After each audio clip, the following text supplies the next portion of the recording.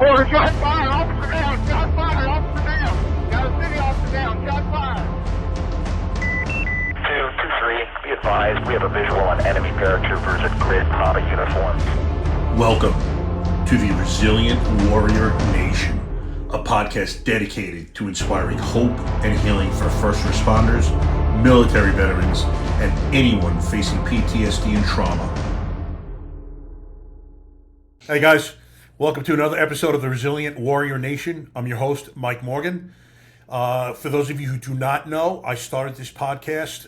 First of all, this shirt, Tommy just commented on it, he loves it. It's not a proclamation. This is actually the company of a former Navy SEAL named Eddie Penny, a former Team 6 guy. And the reason why I started this podcast was because in the spring of 2023, I sat down and watched a Sean Ryan podcast episode. Eddie was the guest that day, and during the course of the episode, Eddie was recounting the story of the Extortion 17 incident in which a Chinook was shot down in Afghanistan by insurgents, killing all 38 aboard, including 17 SEALs. It was their largest loss of community in one event, and as Eddie recounted the story of escorting his best friend Jason Workman's body back to his hometown, Eddie was visibly upset, rightly so. And I simultaneously began thinking about a call that I had buried. I was a 30-year retired police officer at the time. I had buried a call involving a 2-year-old found floating in a pool. Beautiful girl named Dani Sikorsky. She's actually began flourishing since then, but at the time I had buried it. It affected me deeply. As I'm thinking about that call and watching Eddie cry, something told me subconsciously it was okay to do so. Just watching this absolute warrior cry, and I began weeping like a baby. Not exactly a guy who was in touch with my emotions. To tell you I was locked out emotionally is the understatement of the year. I compartmentalized in that job for 30 years, and I was a fucking pro at it until I wasn't.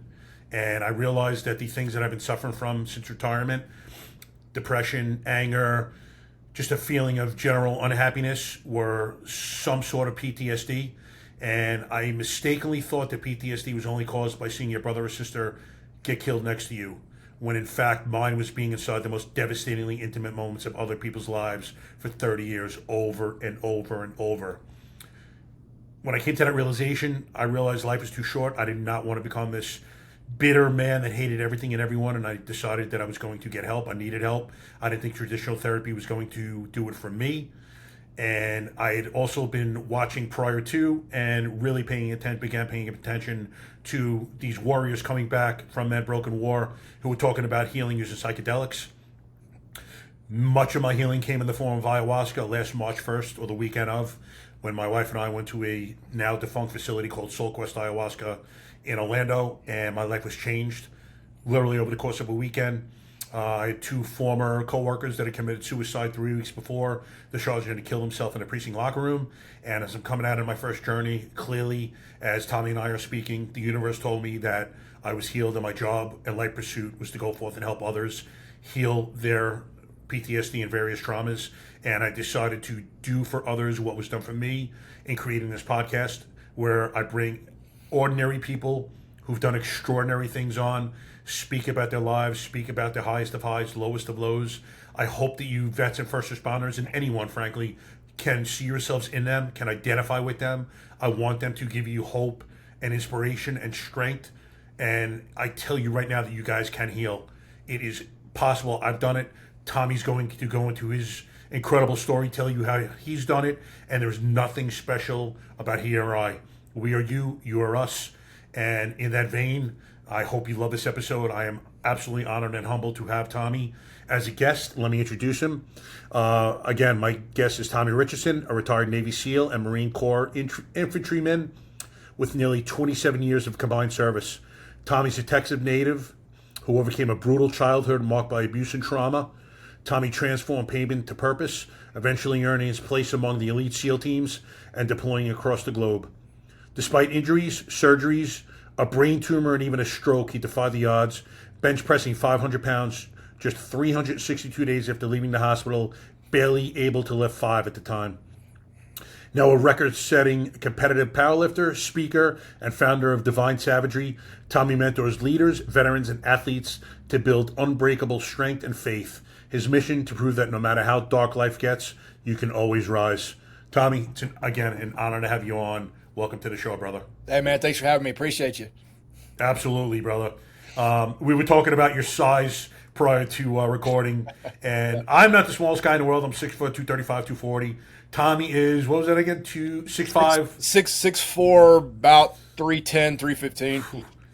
So Tommy is a monster amongst men.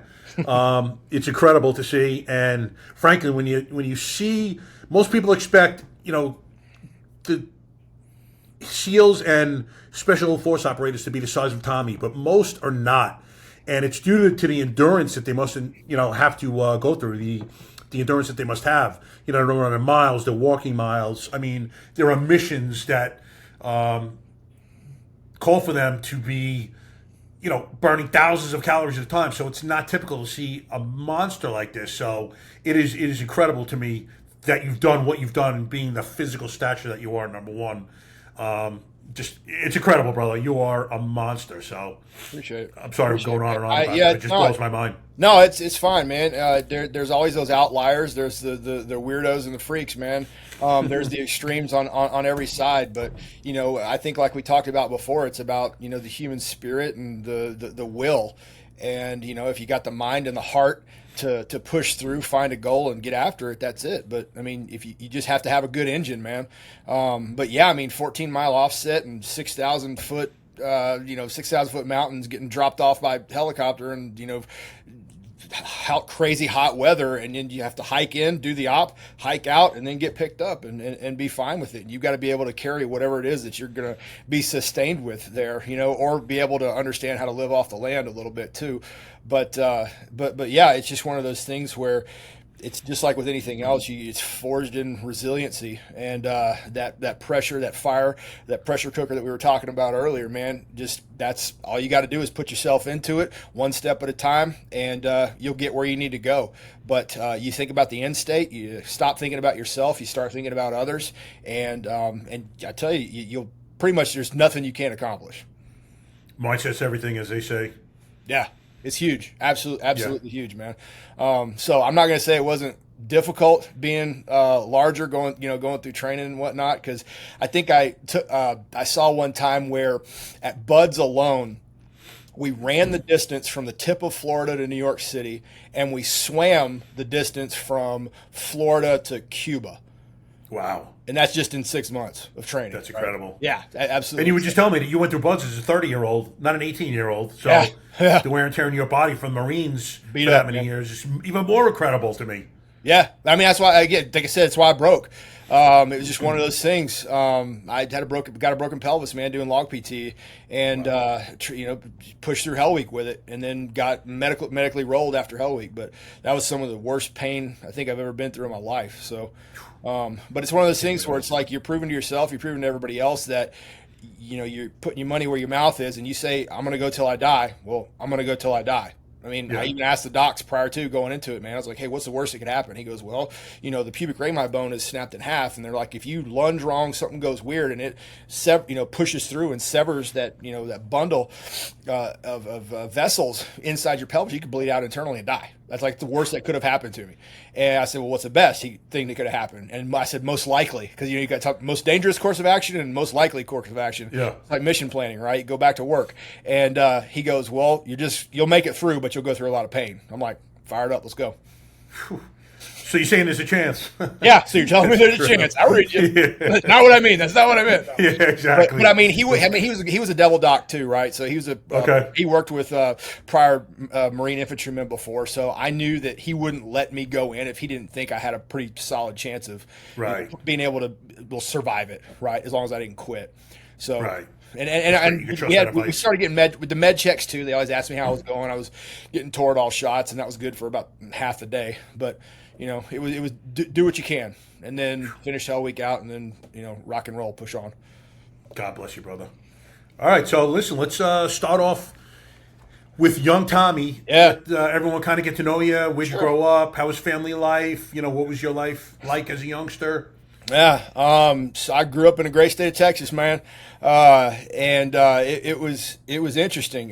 Born in the late '70s and grew up there in the '80s, man. And for me, I hit my current height. I hit 6'4", about 14. Wow. And yeah, I know. But I was all legs, super skinny. I was like a white Steve Urkel.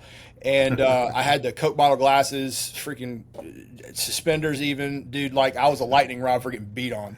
So, Mom and Daddy sending you out like that? Mom dressed me, man. And I wasn't smart enough to go, "Oh, okay, I guess this is bad." And then, but I don't know, man. But it's just go out, get as dirty as you can, do what you can, whatever. But no, it was just at school. Kids were brutal back then, man. Not like today where they'll hide behind a computer. Everything was in person. And they'd beat on you, toss you in lockers, toss you in dumpsters. It wouldn't be just one; it'd be several at a time. And it wouldn't start and stop at school. Like you take different routes to get to school. Whenever you're going between classes, it was you take different spots. You know who to look for, who not to look for.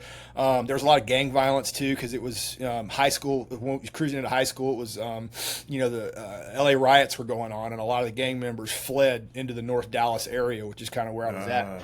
And so there was a lot of that was going on too. First time I saw people doing drugs. Doing it in shop class. Shop class is crazy. That's the first time I saw people doing drugs. First time I ever got held at a gunpoint. Dude pulled a 38 on me. Wow, in school? Yeah, in school because he just thought he was cool.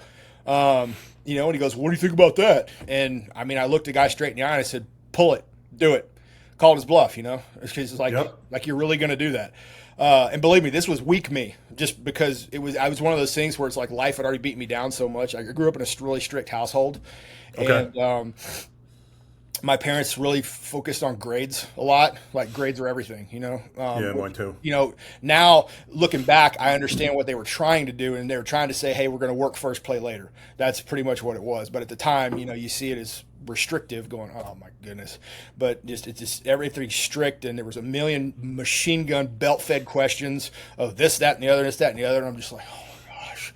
It got to the point to where I knew what questions were coming. I would write the answers out and post them on my door and shut my door to my room. Yeah, I found freedom kind of in music, and went the best I can. But I got bullied at the pool. People try to drown me all the time, which is actually where I learned how to get a breath hold. Because I'd I'd go to the deep end and go under, and they couldn't catch me. So that's literally how I learned how to do my breath hold. So it's kind of how everything was kind of forging me into it. There were some people in the family that would talk to me, everything was okay, and it was fine, but it was just like, have people look at you when they see weak, and it's just, they just kind of have that feeling. That's kind of what I got. And then, you get talked down to a little bit also, and you see who is it that they're looking up to? And, there was one of them that was a Marine, and he ended up being in the hostage rescue team for the FBI, right? So, and he was a plank owner. So they saw him as Captain America, and I'm like, all right, cool. If I'm going to get respect, that's the route I'm going to go. But the thing is, I have to get out of this body, out of this shell, and the beatings I got, because it got so bad to the point to where I was about to eat a bullet, man. Really? Oh yeah, I remember. So I got martial arts to try to. Or my parents allowed me to go into martial arts. Yeah, I was just going to ask you that. They try to toughen up a little bit, right? Try to learn, try to learn a little something that would, one, give you confidence when you're moving around, but two, give you a way to defend yourself. Because it's one of those things where it's like there's only so many times I can fall or run into a doorknob and then start wearing long sleeve shirts. You know what I'm saying? Yeah. So to where they kind of get wise to what's going on, and man, there was one belt test, and it was one of those. I don't know, I guess watershed moments or defining moments where, and my dad showed up, all right? He did. He was there for everything, and he supported me in what I wanted to do because I wanted to play pro basketball originally. But him and his brother were there at this martial arts belt test. I think I was a gold belt going for green. And I remember distinctly, and pardon my language, but the words were, "He really is a pussy." And that's what your dad said? That's what my dad said, yeah. Wow. Because the person that I was fighting, I was actually running from in a circle away from them. Okay. Because it was a black belt and they were like going nonstop. And what discipline is this that you're training? This is Shintoshi karate. Okay. Yeah. And it was just one of those things, man, where I heard that and it's just like everything just sunk. And I went, oh, okay, maybe what everybody else is saying is true. And that with the pressure in the school and, everything going on, is just like, I don't even know why I'm around here anymore, man. So, I mean, I went in and grabbed one. We were hunting family. So I knew where all the firearms were, and he had a pistol. And it was a Taurus 9mm, like a Beretta offset. I was like, I probably wouldn't even have gone off, but at the same time, I still, Brazilian made, but loaded a round up. And it's one of those things where also I remember flipping it around and pulling slack out of the trigger. I remember looking down in the barrel and seeing the shine at the end of the end of the bullet. Right, I could see the round inside the barrel. And then as I was taking the slack out, I like visibly, however you want to put it, I actually heard audibly. There we go. Audibly, words are hard. I audibly heard, "Hey, don't do it. I got something for you." And I'm like, really? Whoa! All right. So, I mean, I had the door shut. Nobody was in the room, man. Audibly heard it. And I'm going, okay. Pulled that out, put it back down, and just sat there and go, what the? I don't even. And honestly, I think it was the first time God was talking to me, man. And it was just, and I was ish a believer, kind of. Yeah. I mean, we were Methodist, kind of went to church because we had to, but not really because it was a relationship with Jesus and it wasn't the whole, the whole shebang, and I wasn't saved at all. But it's just like, that rang, that hit home, man. So I put the pistol back and said, all right, well, we're going to suck it up and keep going. And the beating it turned into the whole Marine Corps. The beatings will continue until morale improves. That's kind of what it was, man. And, I remember in the 8th grade, dude, my martial arts instructor, the sensei, served as a side hustle. He was a substitute PE teacher. Okay. So it so happened that one time our coach was out and he came in, and I'm like, oh no. And sure enough, he goes, hey, I run a martial arts school. And then he goes, Tommy trains with me. And I'm going. And then he ran. Sure, so you don't know. He goes, Tommy, come up here. And I'm going. It's like Miyagi. And he goes, and we ran through like a one step going through with each other. So then all the guys that were beating on me before, they're like, hey man, so you know karate, huh? And then here comes more. So then that's when they started like more than one guy at a time, and it finally took like junior year of high school. We fast forward that much to where I fought back and got some good licks on some of the folks. Broke one guy's rib, broke another guy's nose, broke another guy's leg. And where I thought I was going to start, it was going to make it worse. It actually, they backed off. Backed off. Yeah, they did. And I was like, whoa, okay, well, maybe there's something to this. You start walking a little bit taller and you're like, huh, all right, well, maybe there's something to this. And, then it's, all right, well, we're going to sign up regardless. So then we're off to the core. And then that's kind of where the hardening process really started.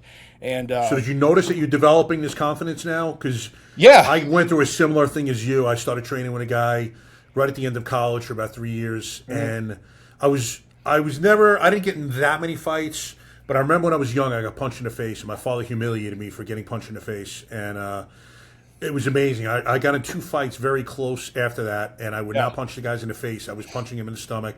Won both fights, but I did not want them to go home and get humiliated like I did by their fathers. Right. And when I started training with this guy, I was so afraid to get hit in the face that he started me off like a catcher's mask. Yeah. And eventually took it off and got better and better. And then one night we were at a bar. I went to Hofstra University on Long Island. Okay. And we were at a local bar. And my buddy, he was not a fighter. Nor was I. I've never gotten into a fight off duty in my life.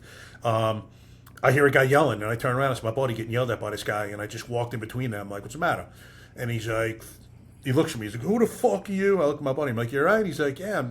I spilled the beer on him. I apologize. I want to buy my beer. I'm like, brother, he doesn't want any trouble. He's like, fuck you, da-da-da-da. Yeah. And I'm like, calm as could be. I'm like, hey, man, you want to go outside? And he's like, he just kind of looked up. And you know the deal, man. They smell weakness. And there was no weakness in my eyes. Blood in the water, dude. And, yeah. And he's yelling. I'm like, yo, there's no need to yell, brother. You're not intimidating anyone. We'll handle this like men. And he just looks at me. He's like, fuck you. And he walks away. I'm like, yeah, that's what I thought. Next day, I called my buddy that was training me. And I told him what happened, and I'm like, brother, I was so calm. I'm like, I didn't even realize I built this confidence over the past couple of years. Yeah. It changes you as a man. Oh, 100%. 100%. And it's interesting, too, how that goes. And, I was in a very, very similar scenario when I was actually in the teams towards the latter part of my career. And it's funny how all of it kind of came back at once, man. But it was like we went full circle. I know we're kind of Tarantino in the stories here, but Oh yeah. Who cares? I like them. But so there's this place called Exos, right? Have you heard of it? Very familiar. Okay, so it's in You Pennsylvania. want to do further? Yeah, so it's in Pensacola, and what it is it's a rehabilitation facility center for professional athletes. And Okay. it also houses the 8-week training program for guys in Division I college that have already made it to the NFL, and they train them for the combine. Okay. You know exactly what you're talking about now. And they bring like a whole bunch of people up there from all different positions and everything like that. And then they started a program which is really great. It's called the Eagle Fund that has special operations, either active duty or veterans, to go through the program and to be able to get a little bit of rehabilitation to kind of set them right and exercise how the pros exercise, and they give us dietitian. You go through like recovery modalities and things like that. But we get all the same stuff that they do, except they get the really pretty nice stuff, and we get the Piggly Wiggly bag version. So which is fine. That's okay. Yeah, exactly. They're doing their thing, and we're just happy to be there, right? Exactly. So there was this guy that was there. He was I don't want to say who it is because he's actually in a league right now, but he was one of those first round draft pick guys. He was a middle linebacker, and he had multiple different companies that were around him giving him the black credit card, and they were doing interviews with him, and everybody was like, "Oh, do you know who that is?" And I mean, I'm not really a big sports guy. I do like sports, but over the years, kind of because of all the stuff going on behind the scenes and the wussification of everything, and everything goes money, and it's not about competition. I got a bad taste in my mouth for it, right? Yeah. So I don't follow it that much. So I had no idea who this guy was. And besides, man, the way it works, you know how it is, bro. It's as soon as we see people, like, you put your pants on one leg at a time just like anybody else. I could care less about your status. I don't care who you are, what you think you are, or whatever. I'll happily bring you back down to reality. I don't care. But anyway, this dude, thought his poop didn't smell. And it was one of those things where I remember at the end of one of our workouts, I'd never seen NFL guys train before, so I was like, oh, let's check this out. They're supposed to be the cream of the crop. And I was the only SEAL there. There was like some Delta guys and some Air Force PJ dudes, combat controllers. There were some Rangers, whatever. But I was the only SEAL there. And not that matters, it's just to give you a demographic. Yeah. But anyway, our group was probably about maybe 30 guys, right? Okay. NFL crew probably had maybe 50 or so, 40 to 50. And they broke them out into different by position, right? So I think the running backs were over there doing deadlifts, trap bar deadlifts. And I was just watching him to see how it goes. And this cat had his, full gear on, kitted up, whatever. And I had my bag, my gym bag kind of around my shoulder, and I had my post-workout shake. And, I was just kind of just standing there watching. Dude comes up, and he middle linebacker, so he's not small, but he shoulder checks me. And I'm like, okay. So in my mind, I go, do I turn or do I just let it ride? And I'm like, nah, man, this guy's trying to make a power play. So I turned, and I looked at him, and bag went down, and I just stared at him. And he goes, problem? I said, do you have one? And then he looks at me, and he starts stepping to me. And I'm going, oh, please do something. Please, because he's lightning fast and this, that, and the other. It's like, that's great, man. You might get one punch in, but then it was one of those things too, where military, we're looking for movie quotes also, right? So I looked at him, and I'm like, Rocky V is in my head, right? And I look at him and I go, my ring's outside. I'll see you out there. And then I drop my bag. I walk out front. And he's not behind me, right? So I'm like, all right, well, he'll probably come behind me or whatever. So I get out there real quick, and I'm starting to do like the Jane Fonda, do the stretching. I'm like, all right, a little bit, we're getting ready to do this, man. I sit there, and it's like I give him the college 15, right? 5 minutes go by, nothing. 10 minutes go by, nothing. 15 minutes go by, nothing. Go back in, and the lineman has switched out with the running backs. I'm like, hey, man, did you see where this cat went? And they're like, I don't know what you said to him, man, but whenever you went that way, he went real fast out the back. He showed some ass. That's great. Whatever, man. But it's just one of those things of just it's step toe to toe. Don't take no lip from anybody, man. Yeah. And a very important lesson to learn is you never start with anyone because you don't know who you're messing with. No, and as big as you are, you could get your ass kicked by plenty of people. Like that because you've trained your whole life. Like there was always someone badder and better than you. always. But the funny thing is, man, is that I was willing to risk it. Yeah. Like I said, he might have gotten a couple licks in, but I know how to take a hit, and it's one of those things. It's also confidence. Right. I mean, that whole other thing, some people say cocky, confident, whatever, but it's like, I knew because Marcus was there to speak to him. And then he actually brought me in to speak to the guys afterwards. And I called them a bunch of silver spoon fed babies. Like, you guys are nothing but talent and no tough whatsoever. So it's just, but the thing is that nobody ever talked to him like that. But none of them were looking at their phones. They were all paying attention to what I said. And I ended my whole speech with, I need you guys to do me a favor. I need you to be the hero that my kid thinks you are. That's it. Exactly. And I ended with that, and I walked out, and room was just quiet because nobody ever talked to him like that. Because everybody out there is kissing their butt because they're a daggone football player. I'm like, you play a sport. You play a sport. There ain't no reset buttons in my world. That's why I can sit here and talk to you, because I've played at the ultimate level. I get game face and this, that, and the other, and I understand what it's like, and I understand, the competitiveness and things like that. But I play for keeps. Marcus, that boy, he played for keeps. You guys never did. And you're getting paid millions and millions of dollars. They're doing it for $500 a month, right? Yep. Normal standard PFC in the military. Yep. And risking the their life context. for it. To me, that means a heck of a lot more, because they're serving. You're serving self.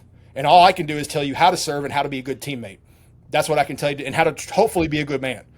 Yeah. And not go out and freaking treat people bad and beat on people and do drugs and all this other crud. And that's what I said. I said, be the hero my kid thinks you are, because my kid loved football. Right, my oldest did. So, but anyway, that was that piece. But it was just one of those things, man, where it's just like you have to stand toe to toe to people. Absolutely. And you can't take it. If you take it, just like you said, it's blood in the water. The sharks are going to come, and you better be ready to fight, or you better be ready to swim, or you better be ready to die. Exactly. Again, you don't have to be the baddest dude around, but you have to be willing to go and take that beating. If it's going to come, you know what? Take your beating thank God the guy that trained me, because the way he was doing it, I didn't realize at the time, he was conditioning me to not feel physical pain. I got my ass kicked, man. I would come home black and blue. He was conditioning my body and my mind to not fear physical pain. The only thing I ever feared was the embarrassment of losing if I was to lose. Yeah. Thank God it never happened. Right. But other than that, the physical pain, I could take that. And I could take, if you best me, all right, cool. I did my best. I didn't punk out. That's my biggest thing.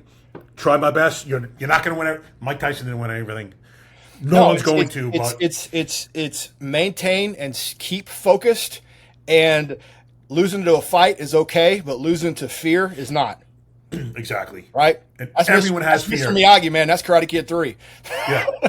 Exactly. Right. And you've been in the highest military training in the world. Can you please tell people that you have fear? It's healthy. It's good to have. To me, when people say, "Nah, I never fear anything," that's just arrogance, man. It's natural to have it. No, it is. It's and that what you're doing is you're defining courage, right? Yeah. Courage is having fear and being. What was John Wayne? Courage is being afraid, but having the intestinal fortitude to saddle up anyway. So, like that's all it is. You're defining courage. You're afraid. Are you kidding me? Yeah, and it's the thing. You could say, fear is an acronym, false evidence appearing real. Yeah, I got it. 100%, yes. But the thing is that because we have a distinct spiritual enemy, that fear is going to creep into your mind in some way, shape, or form, and you're going to have to deal with it, especially when you're operating at the highest levels. Okay, so now it's one of those things. You know the enemy's coming. What are you going to do about it? Okay, mm-hmm. Fear is going to come. Are you going to let it overcome you, or are you going to let it help drive you?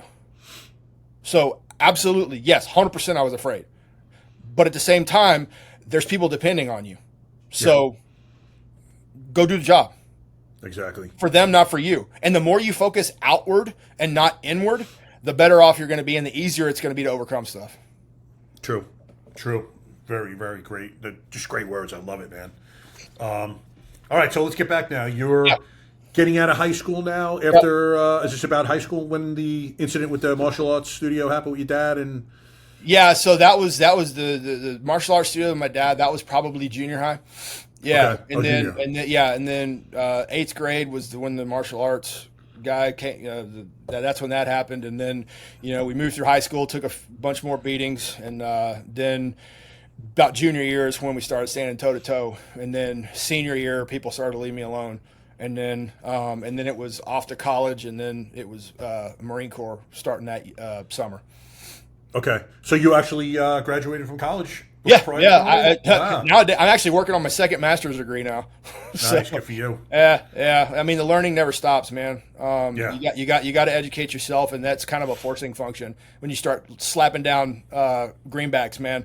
It forces you to learn, but at the same time, Exactly. it's for the business that I'm doing now, and it's all good stuff, man. So, but a lot of people, as you're going into anything having to do with fitness industry, people want the paper behind it, and it's not just like the street credit. Even though I can sit there and talk, so I'll try to at least try to talk circles around folks. It's based off of street credit. Everything that I've done and the stuff that I've learned from Westside and things like that. It's just fine. It's fine. It's cool. That's great. But if that's what it requires to get a foot into the door to maybe open somebody else's mind up to a different way to do things, then I'm going to do it because I don't want them to hurt other people. Exactly. Yeah. And having the two are unstoppable. Now you've got the the bona fides behind you, and you have the street experience and credibility. I mean, it's unstoppable at that point. Real world experience coupled with that knowledge. Yeah, exactly. But it's doing your best and always learning and understanding that no matter what field you're in, you got to adapt to it. Like even with the speaking world, right? You just have to know your environment. If I'm going to talk at a place, I have to know the operating environment to be able to grab the audience and give them what it is that they need and what it is that they're asking for, whether it be motivation, whether it be understanding grit, whether it be understanding, mental toughness or team building, whatever it is. Right. I've got to know the audience. I've got to understand the purpose, and I've got to be able to adapt to it. Yeah. Very well said. Very well said. So where did you attend college? Sam Houston State University in Huntsville. The Luttrells and I went to college together. Yeah. Yeah. Were those guys lunatics growing up? They're about as dumb as me. They always said that I was the third Luttrell. I said, no, y'all are the two extra Richardsons. But no, we trained under the same guy, the old Army vet, Vietnam Army era vet. And I remember hearing Marcus tell stories about training. Yeah. God. Hardcore dude, huh? That solidified all of our mentalities. Like 100%. It got all three of us in sync. I would say we all kind of have the same mind as far as things go. And I can attribute a lot of that. I mean, they grew up rough in a different way. They grew up rough also, but having Billy there to kind of bring us all together, I think that was huge and watershed moments for all three of us. But it got us in the same mindset. It got us all tough, and it got us all, we're lifelong brothers, man. That's great. Yeah, the way I've understood it and heard Marcus speak about him, that guy it was the furthest thing from taking it easy from you guys. Essentially, it's basically like, do this. If you don't, goodbye, and I don't give a shit. You guys sound like you did everything that he asked of you. Yeah. No, we had to. There was only a few of us that actually made it. Some guys only showed up and were there for maybe a month or a couple of months or whatever. But for those of us that made it years, that was the forging thing, right? I think Marcus Morgan and I were the ones that did it the longest. And how long was that? Approximately 3 years. 3 years. Okay. 3 years for me. He had them in high school, so they got him like 5. Wow. Because he started them in the gym before he went over to Angel's Gate, and then started doing the militia style training. But it was funny, man. Cops would pull up and they would be like, what the heck are you guys doing? Because he made us all dress the same, right? We had to wear military fatigues on the bottom, like BDUs, camis, and then running shoes and a brown T-shirt. Like, that's what you had to wear. We all looked the same. And so they literally, some of the police would come by and think that he was building some kind of a militia, but he became somewhat of like a hometown legend. There was this huge bank that was like 5 stories or whatever, and you'd see people taking their coffee breaks with their face pressed up against the glass to watch this crazy madness that was going on, man. Really? And it was with like Spartan type stuff. I mean, we had the old school like 50-pound cinder blocks. We had the window weights. We had a wheelbarrow full of rocks, backpacks full of sand, a couple of railroad ties, a bunch of tires, just this stuff, that he kept underneath his house just for us. And, he would just run us through a series of exercises. And, with the railroad tie, he'd take us on, I think he took us on a 20-mile run on the highway, down I-45 one day.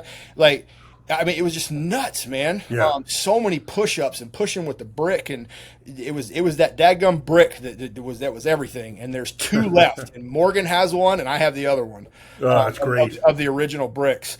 And but yeah, man, it was an absolute torture session. And he had all these little isms and everything, but he'd come out and say, "Look, man, you guys, it was up together, down together, live together, die together."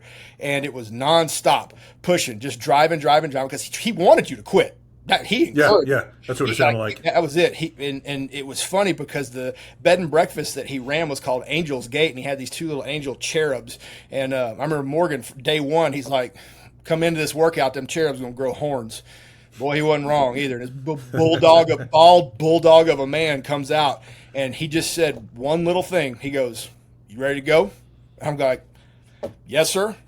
and then boy, he took the screws to you, boy. And it was nonstop. He goes, "Hey, can you do push-ups?" Like, "Oh, yeah." "How many can you do?"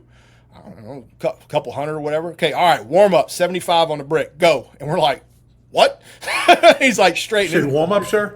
The warm up would kill people, right?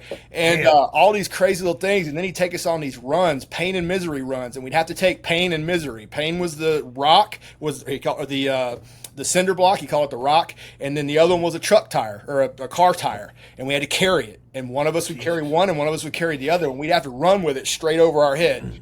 And he'd always hit the stop sign and come back, right?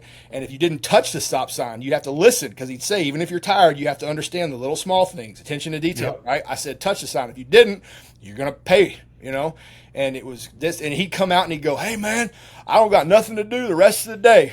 If you guys can't do this together at the same time in unison and can't get this right, we're going to keep going till the sun comes up." And he was not lying. He'd have these days called Screaming Eagle days where he'd come out and start flapping his hands, and we're like, "Oh, God." And those days, we wouldn't stop until one person either puked or passed out. Those are the criteria to stop the workout. So we're like sitting there drinking too much water under the water spigot, trying to make ourselves throw up, Yeah. But it got gnarly, and it was always worse when we brought somebody, because they always got full send, and he wanted to find out what they were made of. Yep. Because we literally had to do it together, and he knew that us old guys would try to kill him because we were so mad that we were restarting over and over again. Yeah, Guys couldn't do it because they come in all tough, talking trash. They want to join the military, police, fire, whatever it is they wanted to do. We had a couple guys that were like heavy game hunters too, that wanted to, that wanted to come and just be able to walk around Colorado and go kill big game or whatever, and they wanted to just get in shape. And he didn't care. Just show up and go. That's all it was. Yeah. He didn't care what you were doing, where you were going, where your background, don't matter. Just your job was to show up and go. And afterwards, he'd take care of us. Miss Diane, his wife, would come out, give us, iced tea, water, Gatorade, all this stuff. And then we'd work the bread and breakfast on the weekends to help maintain the grounds and build stuff for him and things like that. He would buy us breakfast and, mow the yard for him, whatever. And it was literally like a Miyagi or Mickey Goldberg in Rocky. Like that's pretty much how it was, man. And he would tell us stories, and everything was all dialed in around teamwork and doing stuff together and being able to push through. And that kind of helps solidify everything for all of us and put that never say die, mentality in us. Yeah, sounds like it. Yeah. It's amazing. Forge in the fire. Yeah. So let me ask you, if I'm not mistaken, and tell me if I'm speaking out of turn. Sure. Did Marcus and Morgan, didn't they know early on that they wanted to become SEALs? Yeah. Yep. So how did you not do what they were aspired to do? Like, how come you went the Marine route and they went Navy route? Family, man. His family was pushing them towards Navy, and I was pushing mine towards Marines. And Gotcha. Morgan and I, when we first met, we actually hated each other. And because I was trying to get a lifeguard job at the schoolhouse, and he was the manager. And they're like, he's like, "Nah, I'll get this guy kicked out," because I didn't really rub people the right way, because I was like diehard Marine, and he tried, and through that process, and then we found it, and I made it, and the lady that ran the program was like, "Oh, he's awesome. Let's do." And she didn't know how the rest of the people felt about me. And Morgan's like, "Don't worry, I'll take all the shifts with him. It'll be fine." Well, it kind of turned into like a butt sniffing thing, and then we started talking about training, and then he's like, "Hey, I got this guy," and I'm like, "I'll go." And he goes, "All right." And he tried to get me to stop, and I didn't. And then lo and behold, that hatred turned into like me and him and Marcus were inseparable. That's awesome. And we all kind of became the same person.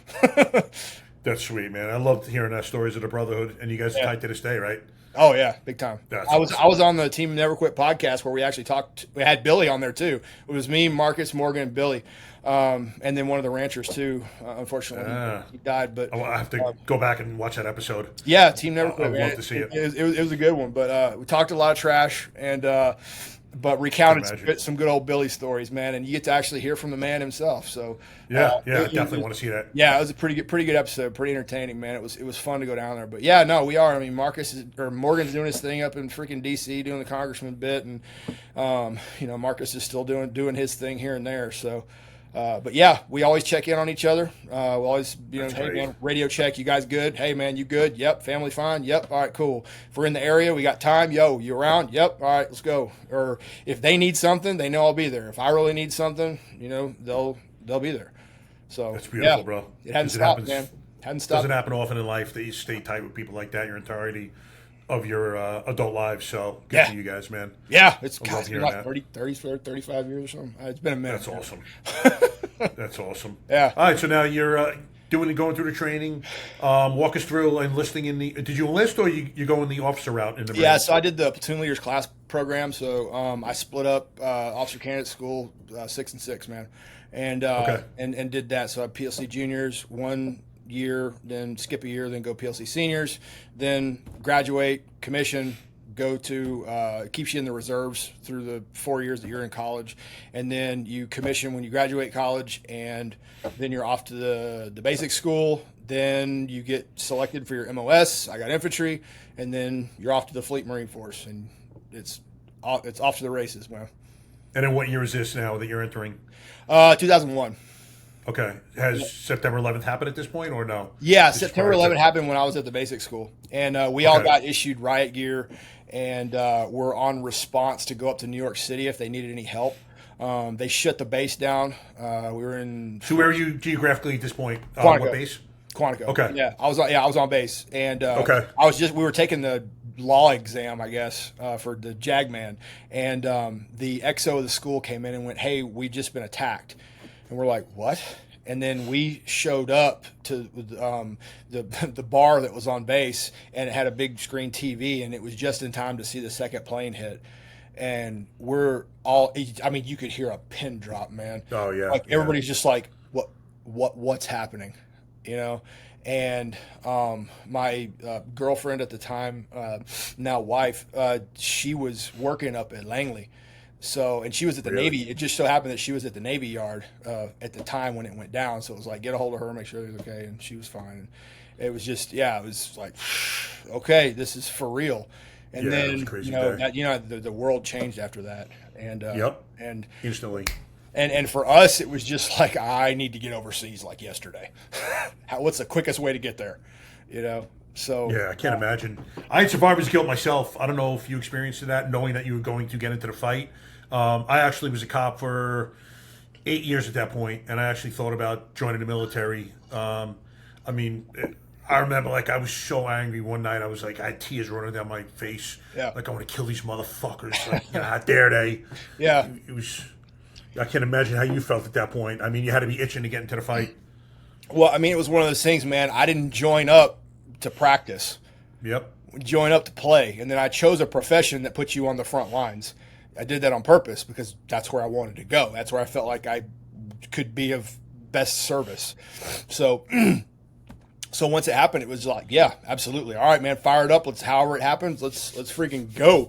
And then oddly enough, I was we got the contingency mission to go over and do South Korea because there was still a threat that North Korea was going to invade South Korea. So we were that one Marine company that was sitting there at the DMZ while all our buddies were over there during the invasion and just going. And then, you start seeing, like, your boys, they start doing the list of KIAs, and you start seeing names you recognize, and you're like, bro, this just got real. They ain't playing around, and it's just, you hear two of my buddies have buildings named after them. One at Quantico and one at Camp Lejeune. One, I was on that deployment, the Fallujah deployment. The other one, I saw his name come across when I was in Korea. And he was such a good dude, man. Pokorny, great guy. Dude, 29 years old, married, 2 kids.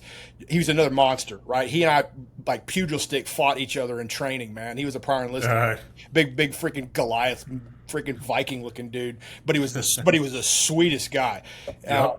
And yeah, man, he got hit by two anti-tank rounds, and it separated his body into like 3 different pieces, man. It just, that one stung. And then I was like, all right, Korea's done. We need to freaking get moving. And how can we get over there? But you're subject to whatever the Marine Corps needs to do. So we were actually got extended because the main base it was Okinawa that we were at, and we got two side missions. One was the Philippines, and then the other one was Korea. But once we got back from there, we were ramping up because we knew Iraq was coming, and that's when we got set on Alpha Increment, and Haiti kicked off in early 2004, and we had to be boots on the ground within 24 hours and have the whole battalion there within, I think, 72, and so that was a nice little invasion, and that was a lot of firsts happened in that one, but that was a big op. And then once we got back from there, I mean, it was a couple of months turnaround, and we were in Fallujah, and then it was our time. And actually, we warmed up pretty well. Those poor guys that went straight off into it, that's rough. But I mean, we had the Korea Philippines stuff to kind of warm up, and then we did the fighting in the urban shanties in Haiti before we went to the show in Fallujah. And then that's where it's like, oh, okay, we had already kind of cut our teeth, so we kind of knew. Well, we kind of knew, but we at least had an idea of what we were getting into, even though we didn't. But I think we were a little bit better prepared than those guys that didn't. So looking back, you're kind of glad the way it played out. It is. I'm absolutely happy the way that it played out. Okay, it worked out just fine, and yeah, we took some hits in Iraq for sure. Lost some good guys, but I mean, we accomplished a mission, Okay, and then so when did you finally get over to Iraq? I was in Iraq into 2004 and into 2005. Okay. Yeah. And this is when the IEDs are kind of amping up and so we were there at a very interesting time to where we saw the evolution of IEDs, right? So when we were getting there, we were getting briefed that they were getting put in burlap sacks, right? Either 105 or 155 rounds, and they had heard about them daisy chaining them together and them being multiple. So we kind of had to train for they're going to blow here and then they're going to attack from this direction to kind of get used to it. But we had those, and then they escalated into putting them into animal carcasses. Then they started burying them. Then they started putting them on bridges. Then they started putting them onto like curbs inside the concrete. Okay. So you had to look for that type of stuff, look for moved earth, and it was adapting the tactics all the time. And finally, and this is what got one of my other buddies in India Company, Gunny Ball, a platter charge. They started putting platter charges on bridges, and they was supposed to be not anti-personnel, but actually melt through armor. And then they didn't get the pressure plate. We didn't see that. They were mostly remote detonated. Or they put them on the timers, right? The egg timers or whatever. But we saw a big, large evolution of IEDs, and come to find out, we're training the Iraqis over there, and the EOD guys are teaching them about IEDs, and at the same time, you start talking about percentages of efficacy. They go from 25% effective to 60 to 65% effective, and you wonder why. You guys are teaching them how to do it. Yeah, exactly. Unbelievable. So, and the thing is that like we're teaching these guys marksmanship too, so they don't shoot us when we go out on ops. But we don't know if they're going to turn around and freaking fire at us too. So there's only certain things that we're actually going to show them.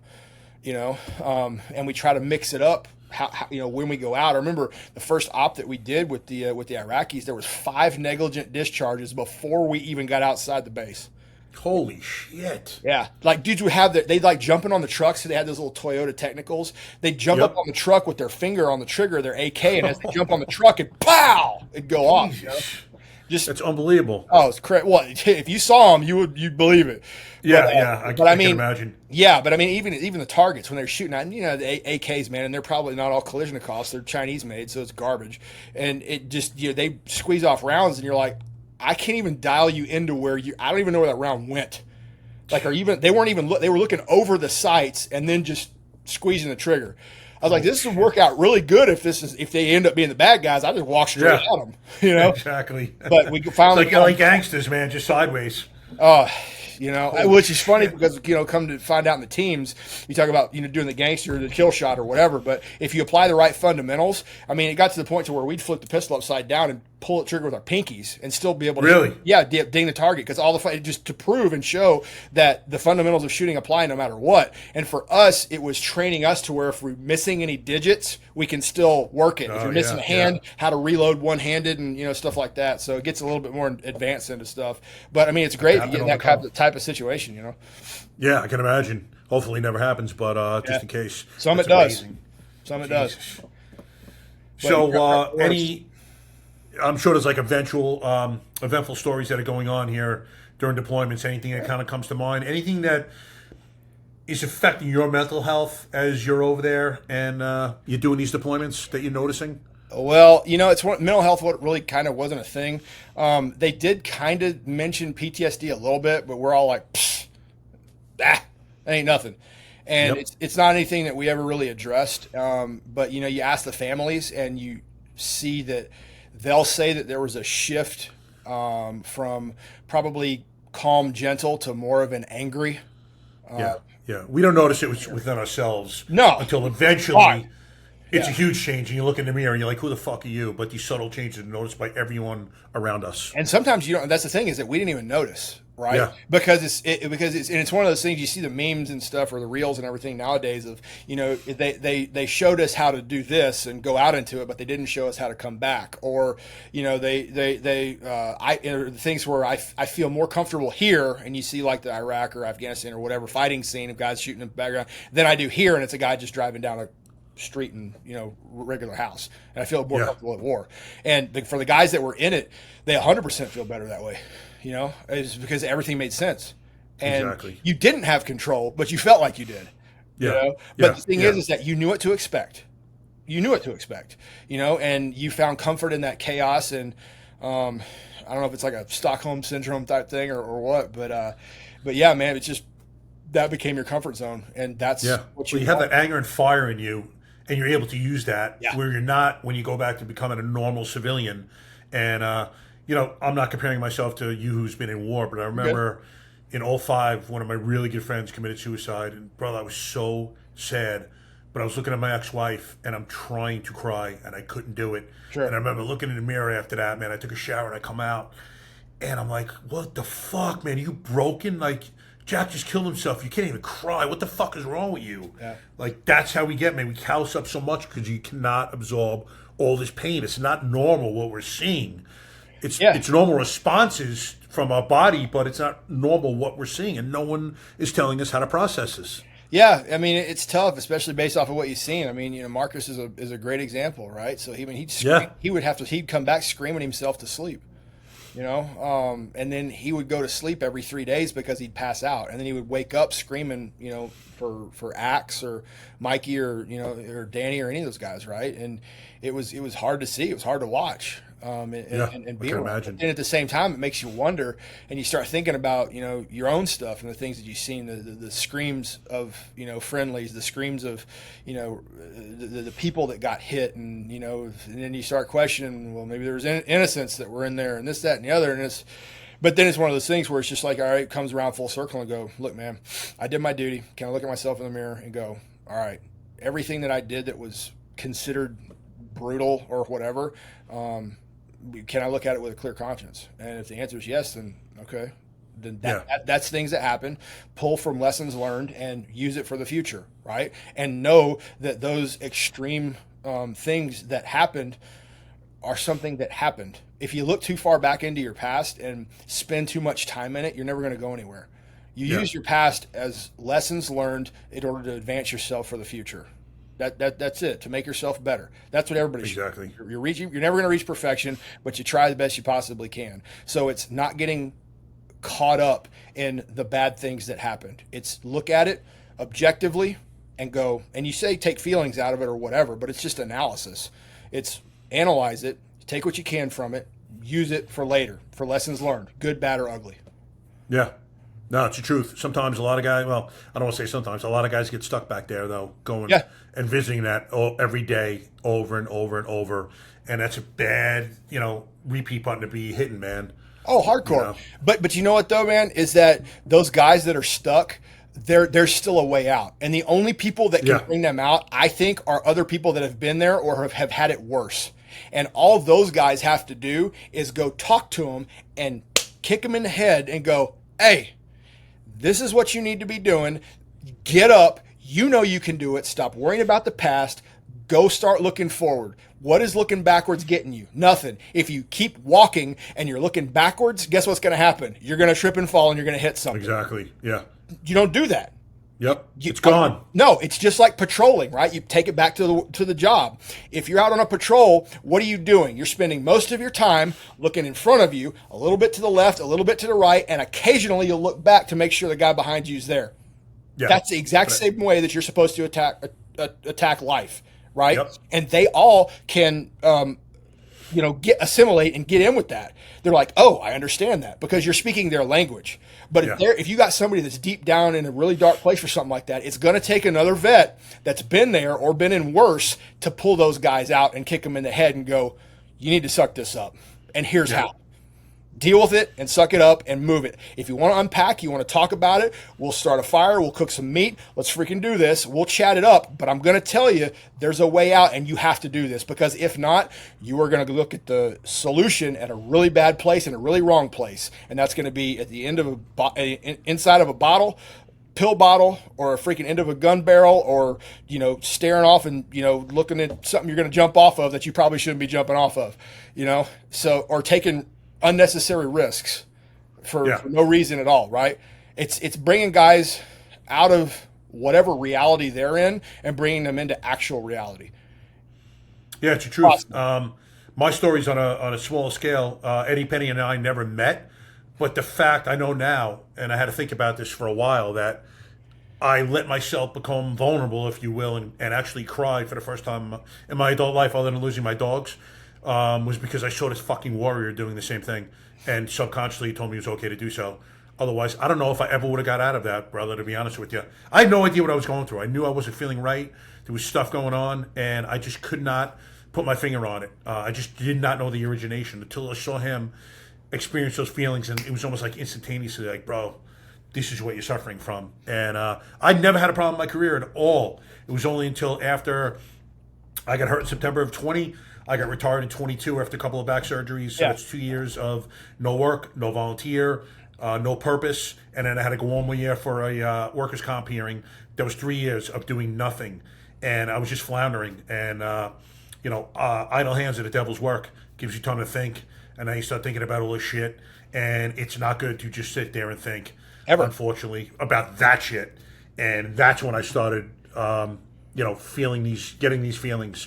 Had I had gone from my police career right into something else, I don't think I ever would have kind of found myself in a place that I was. Yeah. And that illustrates another thing for guys and girls getting out of it. And this is a huge problem. It's that we find ourselves purpose-driven individuals, but you get out of the military or first responder careers, and if you don't have a purpose, what are you going to do? We are driven individuals. Spiral. We need something. Exactly. We need an identity.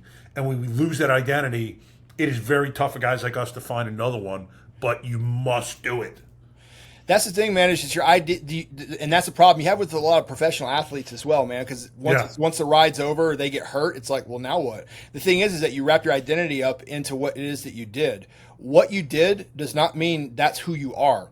It's just a piece that it's a piece of the puzzle that is the building, or the big massive puzzle that is you, right? It's a brick in the building that's you, in the fortress that is you. That's all it is. It helped make you who you are, but it is not who you are, right? It's something that you did. It's things that you went through that's going to help actually shape you, right? And you use that interesting term vulnerable, right?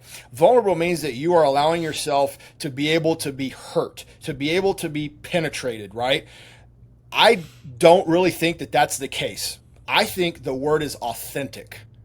I think you can use that as well. Decide to be real with yourself, that's when you can start to let go into things, okay? So it's not necessarily being vulnerable, because I don't want to put my guard down ever, right? But the thing is that I can have the fortress up, but I'm still dealing with what's on the inside, right? And that's why I say, whenever you're in a fight, be the calm within the storm. Mm-hmm. There's all this chaos that's going around, but it's always that samurai type mentality that as long as I'm calm in here, and the same thing with fighter. Who are the fighters that win the most? It's not the really crazy aggressive ones. It's the ones that are calm. Right? You see the guys that are back there banging the metal and, doing the powerlifting freaking 1 rep max warm up stuff. They're the first ones to cave, man, because your body can only do so much. It's them guys that are, float like a butterfly, sting like a bee, right? That can go the 15 rounds or whatever it is, or can fight that long. The guys that are calm, those are the ones that are going to do it. Same thing happens. I mean, first gunfight, totally get it, right? Different situations happen. Yeah, man, cortisol levels spike, and then you crash at the end of the op. Totally get it, right? You're in the 18-hour gunfight, whatever. But the thing is it's the guys that stay the calmest, the longest, or if you can do it throughout the entire time, then you're going to be the one. That's the guy that's going to make it. And they did a bunch of scientific studies on SEALs, right? And, did the brainwave thing and all that. And they said one of the things that they noticed that we could do better than anybody else, whether it be training or whatever, we could spike and then come back down almost like that. And we equated it to going into a house. The first room is hot. Second room I go into, there's people there, like, women, children, non-combatants. Next room's hot, or I got a hot hallway. I can be able to handle all of that and ramp up and ramp down super, super fast.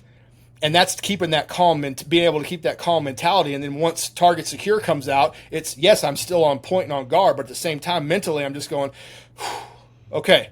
And then if something else pops off, you're ready to go. And that's why I can go and do follow on targets and just keep going and going and going and going, right? Because I've learned to be able to adapt to that type of scenario. If you go talk to World War II vets, it's the exact same thing. They never got trained it, but they figured out how to do it when they were there, of being able to ramp up and ramp down, because that's that you're talking about survivability and longevity as best as you possibly can, because as soon as the mind goes, everything else is going to go too. So that's just the way that it worked out, man. And how guys were able to keep pushing and keep going throughout the long haul. But I mean, you could do that everywhere and in everything that you do. The calmer mind is the one that's going to prevail. And like I said, the more real you are with yourself about what happened, if you need to analyze it, do it as an analysis. If through that analysis comes tears or emotion, let it ride, man. That's the thing, and that goes into fear. Is don't be afraid to let an emotion come out if it has to. But there's time and a place. Yep. So deal with it however you need to deal with it. Let it out, but do it with a purpose, just like with everything else.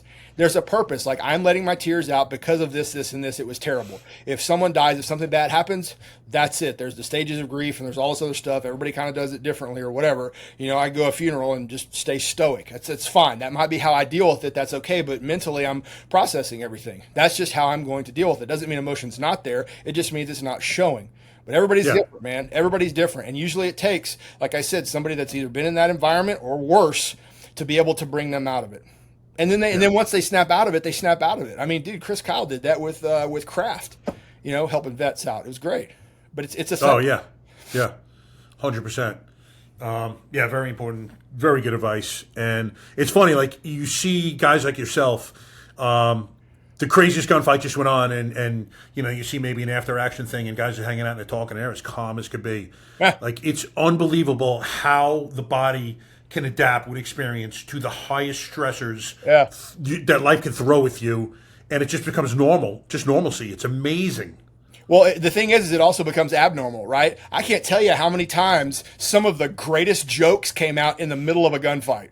Yeah. Like, if somebody missed or something like this, you have one guy, you're sitting there like, and then somebody would say something, and everybody's just up there rolling, and there's bullets coming at you, man. Yep. You know, and then or somebody will, you know, you'll have your head down or something like that, and some guy will grab a stick with his hat and go, "Yee," you know, just to get the guy to shoot at it, and then he doesn't do it, and then he toss a middle finger up at him and like, "Miss me," you know, all these stupid childish things, man, to get through it.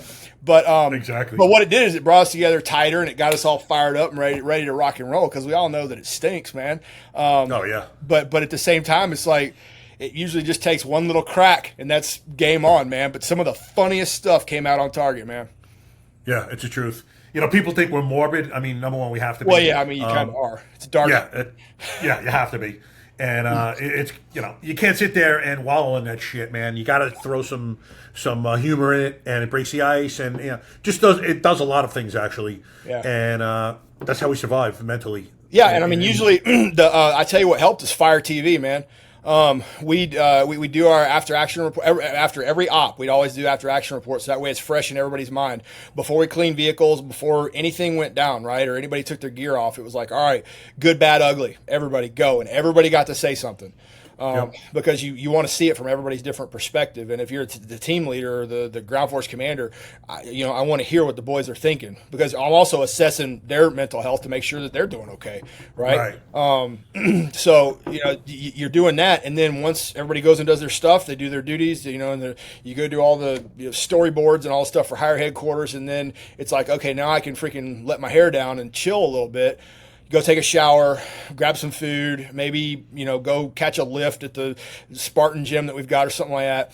But it always comes back to burning pallets at the end of the night, Fire TV, and just the craziest stuff comes out, man. But I guess you could call that kind of like your combat therapy sessions.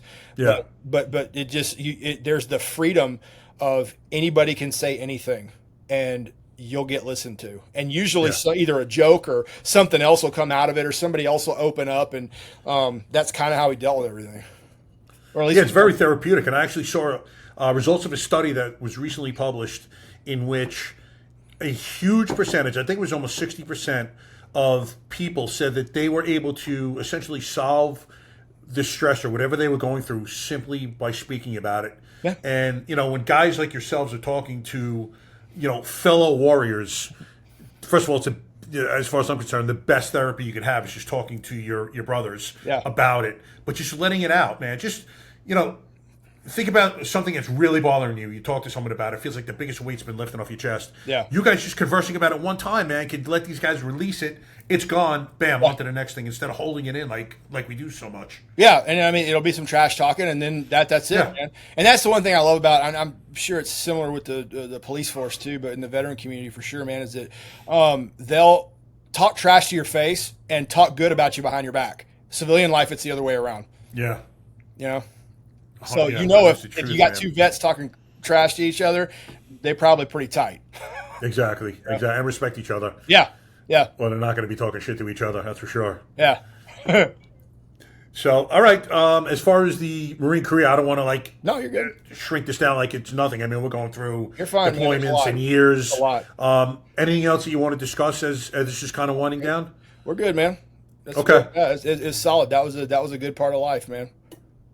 Now, what brings you from Marines into when did you first start thinking about becoming a SEAL, transition and all that? So Morgan had finished up at school, and it was one of those things where, things in the Marine Corps were kind of, my ground time, I was kind of seeing an end to it, and I wanted to kind of keep it going. And this is what year? I'm sorry to interrupt. This was end of 2005. Okay. And Morgan came down. He was actually at jump school, and he came up to Lejeune and said, "Hey man, why don't you try this?" And is that even a thing? So sure enough, started the process, and it took 2 years, man. It took a long time. I had to before I even got a hold of the detailer to cross over, I had to call and email twice a day for 3 months straight before I even heard from one person. And I finally got an email that said, "I hear you're interested in NSW," and I'm like, "You think?" So why is that so difficult just to get in touch with someone to discuss it? Because they get calls over and over and over again. I see it as part of a screening process. It could have been they were overwhelmed with work. Dude, I don't know, man. I never asked. All I knew is that this was going to be the goal. I'm going towards it. Okay. but it was in that came from a massive prayer session too, because I was like, all right, well, what am I know I'm going to get out of the Corps, what am I going to do? So it was, call up, can I switch over to Green Berets? Can I go to SEALs? I even tried out for the state troopers in New York, Really? to go do their SWAT team. I took their tests and their PT tests and all the screenings and all that stuff, man. And it was one of those things where I was just sitting there in prayer session with my wife and God, what do you want me to do? Open up the door. And old boy showed off and opened up like 5 different doors. And I'm like, okay, cool. Get it. I got it. Shut off all the doors you don't want me to. Make it the one that I need to go to. And dude, I got this mad vision in my head of this huge trident coming up out of the sand. And I was like, can't get any clearer than that. Full speed ahead. Here we go. And we went freaking, all right, man, we're going to the teams. And I started the process of doing an inter-service transfer. And I remember the admin officer at the Marine Corps base that I was at, he goes, you got a better chance of counting the stars with your finger than you do making this switch happen at your rank and your age and to make it over to the teams. And I'm like, challenge accepted. Let's roll. And I was blessed with a really good battalion commander that knew some people at Manpower and Reserve in the Marine Corps, and he helped get my package pushed along. And the inter-service transfer package alone took 9 months to go through all the processing and everything. And then I was training on top of that. I had no idea how to train, all I knew is that I had to do something progressive. And I asked the twins, and they're like, you'll figure it out. I'm like, I hate you. So, that's the only advice they offer you, man? Oh yeah. They're like, dude, you're going to do this on your own, son. I'm like, all right, fine. Damn. So I knew I had to swim, I knew I had to run, and I knew I needed to get stronger. So I started to do 3-a-days and did my own little training split. I used Jim Jones, their stuff back at the time with Mark Twight, because 300 was real big. And and it, sure enough, it got me where I needed to be. And I had 2 years to train, and I trained for 2 years, and took the physical physical fitness test they had, the PST, and I did real well on it, man. And with my background in the Marine Corps, that brought me up to the top of the list, and I did pretty well in the interviews that they hooked me up with. I guess they liked the cut of my jib, and lo and behold, I got that top slot, man, and swapped over, and I was Marine Corps uniform one day in October of 2007. October 24th, 2007, I was in a Marine Corps uniform. October 25th, I was in a Navy one. And a big old box showed up with Navy uniforms. And I'm like, man, this is weird. And a set of orders said, do not pass go, do not collect $200. You're going straight to BUDS. Here's your class number, go. And we were off. You started BUDS. You didn't even go to regular Navy boot camp. You were able to skip that. Went right to BUDS. Thank God. What a waste that would have been for you. So much of a waste. So much of a waste. So, yeah. Good. Went right to BUDS, man. And then it was off. We were off to the races. Jeez. And how was BUDS for you at 30 years old? And we discussed the broken pelvis, which is insane. It was interesting, man, because I showed up, and you show up in your dress blues, right? So you see all the a bunch of new kids, and they got nothing, and then I've got the stack, and they're like, "Where have you been?" And of course, the twins, being the good people that they are, call up to BUDS, and a lot of the guys that they were at SEAL Team 5 with were instructors at BUDS. So I got a nice warm welcome when I showed up, and I stayed wet a lot of trips to the surf, a lot of extra pull-ups. Do you get a little more respect? I'm not saying they take it easy on you. No. Knowing what you've done. So they couldn't show it, but because I was the class leader, I had to talk to them after hours anyway to get the plan of the day for the next day and stuff like that. And that's kind of when they would let the instructor guard down. Yeah. And then it turned out that a lot of us shared a lot of the same territory overseas. So stories came out, this, that, and the other. And I mean, it was super chill, very, very cool. But then it's like, soon as I walked back out that door, it was back to, student instructor mode. But it was a very interesting thing. But it was, but they sent me, occasionally they would, they'd call me out of the crowd and say, go hit the surf, just for no reason. I'd come back, and then they'd come up to me and go, Marcus says hi. And I'm like, because he'd say, hey, go get Richardson wet and sandy. Yeah, exactly. So I was like, you punk. All right. I like the fact they were giving you respect, though. It's earned respect. It's And I mean, Yeah. it didn't help that I was in that Lone Survivor book either. So that Oh, were you really? Yeah, I was in the first picture page. It didn't talk about me. Ah. I was in the picture page of that book. You So want to hear something? Small world story. So Good. I attended I was a Suffolk County police officer in Long Island for Yeah. my last 19, and a guy named Jimmy O'Callahan and I went through together. He's got a twin brother named Owen, and they grew up with Mike Murphy, and Hey. they were in the book as well. I don't know if you Yeah. ever met Jimmy or Owen. no, in your Mike travels, I did but- once, but yeah. Okay. And then also, a friend of mine, Dan, I won't give his last name, was a former PJ, and he and his partner were the ones that recovered Matt Axelson's body Oh, okay. after the whole incident. Yeah. So, that was, it's amazing, you know. And then a buddy of mine, Wiz Buckley, went with Marcus on their first Ibogaine treatment together in Mexico. Oh, okay.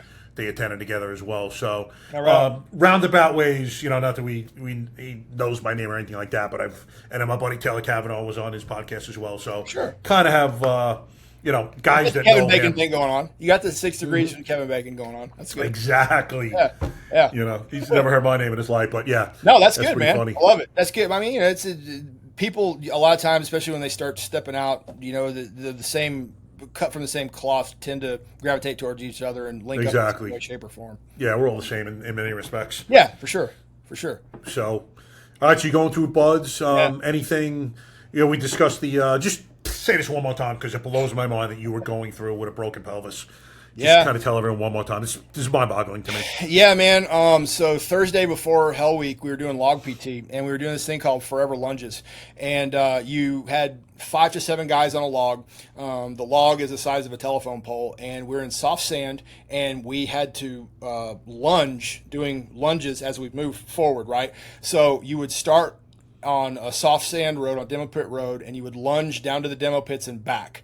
So all total, it was 3 miles of lunging.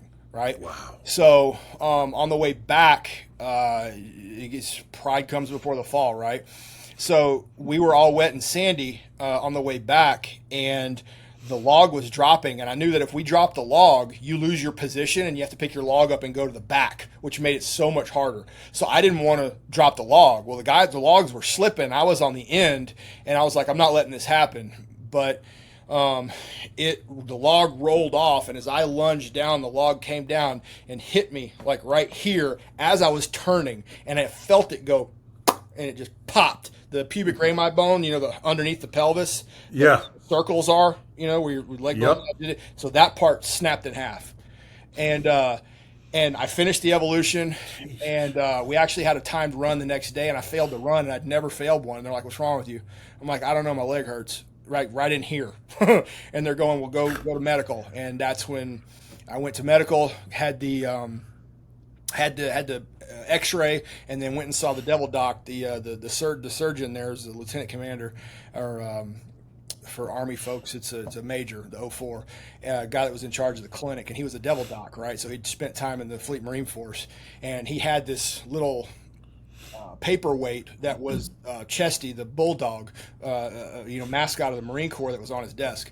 And I noticed that, and then we started talking a little bit, and that's when I asked him, and I said, "Hey man, most dangerous course of action?" And he said, "Well, you could land on it wrong, the bone could pop up, it could sever the bundle of vessels inside of your pelvis, and you could bleed out internally and die." I said, "Okay, what's the most likely?" He goes, "You're going to go through a lot of pain, but you'll be fine." And then I looked at him, I'm like, "So what would you do?" And he grabbed that Chesty bulldog and he put that right in front of me. He didn't say a word and just looked up at me. I'm like, "I'm picking up what you're putting down. Sign the paper, let's do this." And then off to the races, man. So you did a Hell Week with a broken pelvis. Mm-hmm. Holy shit, man. Brother, that is like one of the craziest stories I've ever heard in my life. I mean, It hurt, man. you're superhuman. Nah. I can't even imagine the pain. Please tell me at least it was the worst pain you ever went through in your life. Of course. You couldn't have felt anything worse than Absolutely. this. I've never felt anything. No, absolutely not. And then when Hell Week concludes, you go get well, actually, is there anything you did? You can't do anything. You're a broken pelvis, right? I Just got rest? I got 26 days of leave, so I went back with the family and laid down as best I possibly could. Every movement hurt. And then when I came back after that time, I went through rehab. I took a 2-class roll, and then off to the races. God bless you. So, anything eventful other than that I mean, occurs during there's buds? tons of things. I mean, you could Yeah, do yeah. 4 different episodes on buds. Oh, no doubt. But that was doubt. like the big one. Okay. Yeah. Amazing. There's So, tons. Tons of stuff.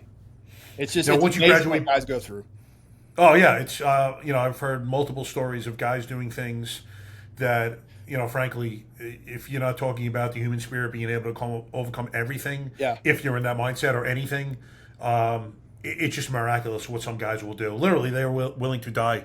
I've had Zach Ferguson on here. I don't know if you know Zach, former SEAL himself, and he said that prior to going in, I think he was a teenager when he first started thinking about it, and for 6 months, every night he sat and thought about it for hours, and he had a couple of dreams, and death came to him and said, if you're willing to die, this is the path to take, otherwise don't do it. Sure. And he was resuscitated twice, drowned twice in the pool. Yeah. I think the first time he did, the guy next to him in the next lane actually died. They couldn't resuscitate him. Right. But he's like, I was willing to die, and there's no other way to put it. It's amazing. Some are. I mean, I saw one of my buddies had 4 concussions, and he went through it again. And if he had one more, he was going to die, and he still did it. Had another guy get rhabdo. I myself, I got SIPE actually too when I was there. The sudden-induced pulmonary. Can you describe what that is? Yeah, sudden-induced pulmonary edema. So, your heart starts going kind of cattywampus, and you start breathing in. Your lungs start to create and put this little like yellow sputum, and your lungs start filling up with fluid, and you can't breathe, and you pretty much suffocate. And that happened to me on a swim. But that was awful. But that was a God moment too, and that's a long story, but it's a dadgum good one. And but yeah, man. And afterwards, it was one of those things where they pumped the crud out of my system, and I was back to training the next morning. Usually it takes guys 6 weeks, but it's just like I said, you're not rolling me, you're not doing any of that crud. I'm out for half a day. That's bad enough. Put me back in, coach. Let's freaking do this. I've seen guys overcome pneumonia. The blisters and the sores on the feet, man. I had one dude, it looked like he took an ice cream scooper to the back of his heel. There was so much rubbing going on. He cut the heel out of his boot, and you could see just a red sock because it was filled up with blood. It was just so bad. Another guy in Hell Week that had sores on the inside of his legs that were this big, where it was like blood and pus coming down, it just seeping down his legs, and he was just standing there taking it like a champ. Jesus. But it's just like, it's guys that, I mean, at the end, and that's what I say. I mean, at the end of Buds, it doesn't make you a really cool, awesome operator at all. What Buds does is Buds is a school for professional tough guys. Yeah. And at the end of Buds that individual that's standing next to you will die for whatever it is that they're going after. That's what you know. And it's the follow-on training through SEAL qualification training, and then once you get in the platoons, that turns you into an operator. Yeah, I tell you, I've worked with hardcore guys that, I've been on, I don't want to say ops, but we've worked together, and you knew they were willing to die, kill or die for you. Yeah. And to me, every man should experience that, because I think it's the greatest feeling, one of that I've ever experienced in my life. And you guys take that to a level that I've never seen. I can't imagine just the feeling of working next to your brother, and there's nothing he would not do for you, man. It's got to be the greatest feeling in the world. I mean, if you're going back to back in a room and plate to plate with a guy, I don't have to look behind me. Period. Yeah. Because I know. It's just and he didn't have to look behind him. Beauty to me. Yeah. Yeah. Yep. I don't know. There's a form of beauty in that. I think it's just incredible to me. It's a necessity. Beauty or not. It's exactly. Yeah. So you get done with Buds. Yeah. You go right to SQT right after that. Mm-hmm. Yeah. And for those that don't know, that's SEAL qualification. Could you just explain SEAL? SEAL qualification training. It's kind of like doing a workup. It's like 6 to 8 months, depending on what route you take. Some of the guys do corpsman school. Some guys do language or whatnot. The officers do little officer training, leadership stuff. But 6 to 8 weeks, and you go through all of the training blocks. So you'll do close quarters combat. You'll do land warfare. You'll do maritime operations. You'll do combat dive phase. You go through everything you would in a normal workup, and they teach you kind of like the fundamentals. Okay. So you'll learn how to become a SEAL as opposed to Buds, which is absolutely just weeding you guys out. Yeah, you go through SEER school, you go through jump school, you go through free fall school, you go through cold weather survival school, and then you do all the workup modalities. And that way, when you show up to the team, you're not completely stupid. So, but the team's going to iron you out anyway because they have all their internal SOPs and things like that anyway. So, and then you check into your team, and then it's off to the races. Okay. So once you get done with SQT, what team are you assigned to? SEAL Team 10. And they're on the East Coast? Yep. I was East Coast the whole career, Marines and Navy. Okay. And do you deploy soon after going to your team? Yeah, I did a workup and we did our first deployment. Yeah. Yep. And what year is this now? 2009 into 2010. And you go to Afghanistan or Iraq? I went to Europe. That was Europe. yeah, because there was something that was going on in there that they needed an element to go take care of that. And then once we got back, it was like, I mean, a week, and then we were in Afghanistan. Wow. And I was actually there for extortion. We were about 80 miles. Really? We were about 80 miles south of the crash site. So you went to that site that day? No, I wasn't at that site. No. I'm just saying that's where we were locationally when it went down, and we were one of the first outstations to get the list of the guys that were on it. Yeah. And I don't mean to be morbid or anything, but did you lose any good friends? Yeah, John Tummelson, JT. He's a real good friend. He was actually staying on. He was sleeping at Morgan Luttrell's couch at the time. Really? He actually gave my oldest son his first Surefire flashlight. Man, he goes, "Hey, you want a Navy SEAL flashlight?" And because I was deployed at the time, and Morgan brought JT over, and my son's like, "Yeah," and then he gave him the light, and he still has it to this day, man, because that's JT's light. Yeah, he was a real good buddy, man. Solid human being, and it is really unfortunate to lose him, man. Yeah, my condolences on your loss, bro. Yeah. I can't imagine. Shit. God. But yeah, so you bury too many people, man. Yeah, I mean, for guys and girls who are going through this, who are still suffering from potentially maybe burying one of their brothers or sisters, what's your advice to them as to how to kind of get over it, if you will? Maybe not get over it. I don't know if I'm using the right verbiage, but you understand what I'm trying to say. Yeah. I would get the say headspace just right. Understand the nature of your job, and don't put it in the back of your head that something could never happen that is actually probable. So when you know it's going to happen, I'm not saying it's going to sting any less, but it's going to be like, they died doing what it is that they were supposed to be doing, and then whatever the story is whatever the story is of how it is that they happen. But it's a choice. They chose to do the job. You know that there's risks associated with it, and that this is a possibility, and it's incredibly unfortunate. It's just I mean, there's nothing that you can do about it. Nothing's going to bring them back, and they're wherever they end up. After that, you got one or two directions you're going to be at, and they're at one of them. So there's nothing I can do about it. Now it's just making sure. I think the most important thing is consoling the people that are still around them, because they're going to handle it, and they didn't sign up like that individual did. So it's consoling and being with the family and just being there as a support structure for them. And again, it's one of those things where, like I said earlier, is the more that you focus externally and the less that you focus internally, the easier things are going to get. And you can handle. It's great advice. And I think the biggest homage you can pay to them is they died loving what they did to do, what they love to do. Yeah. And I remember telling guys in Atlanta when I was working there, because Atlanta was insane. Sure. I'm like, if I ever get killed in a line of duty, tell my family I went out like a warrior, man. I have no problem with this death. Yeah. I'm like, please don't let it be a car accident. Just, I want it to be. And I always never know, right? Yeah, exactly. But at the and I was same frank. time, I'm like, just let it be a party. I don't care. Yeah. Have a good time. Exactly. Don't cry one tear. I always say, just have a good time. Enjoy. Celebrate it. Have some laughs on my expense, please. Make fun of me. Exactly. Do something. How many people live their lives out in a cubicle for 35 years? It means nothing to anyone. If this is the way that I'm supposed to go, man, I am totally cool with that. I'm not glorifying death. I didn't want to die. Don't take it that way, guys.